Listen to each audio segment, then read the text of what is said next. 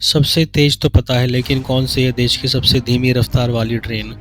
भारत में ट्रेन यात्रा एक ज़रूरी परिवहन साधन है जो न केवल देश के अलग अलग हिस्सों को जोड़ता है, बल्कि इसके माध्यम से लाखों लोग रोजाना अपनी मंजिल तक पहुंचते हैं। भारतीय रेल में तेज गति वाली ट्रेनों का प्रचलन तेजी से बढ़ा है, लेकिन इसके साथ ही कई ऐसी ट्रेनें भी हैं जो अपनी धीमी रफ्तार के कारण चर्चा में रहती हैं। इनमें कुछ ट्रेन तो अपनी खास वजहों से धीमी रफ्तार में चलती हैं, जबकि कुछ की गति धीमी होने का कारण इंजन और पटरियों की स्थिति होती है। अगर हम भारत की सबसे धीमी रफ्तार वाले की बात करें तो उसका नाम है वायनाड एक्सप्रेस।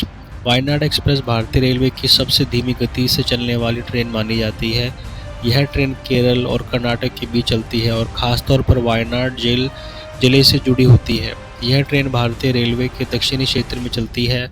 वायनाड एक्सप्रेस की खासियत ये है कि इसकी औसत रफ्तार केवल 40 किलोमीटर प्रति घंटा के आसपास होती है, जो दूसरी ट्रेनों की तुलना में काफ़ी धीमी है।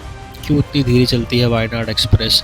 वायनाड एक्सप्रेस की रफ्तार को धीमा करने के कई कारण हैं। इनमें से सबसे खास कारण पटरियों की स्थिति और इलाके की कठिनाइयाँ हैं।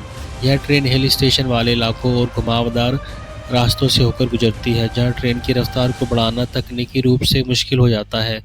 इसके अलावा इस ट्रेन के द्वारा इस्तेमाल किए जा रहे इंजन की क्षमता भी अन्य तेज चलने वाली ट्रेनों की तुलना में बहुत कम होती है। इसके अलावा ट्रैक की मरम्मत की कमी, खराब मौसम और भारी ट्रैफिक भी वायनाड एक्सप्रेस की धीमी गति से चलने का कारण है।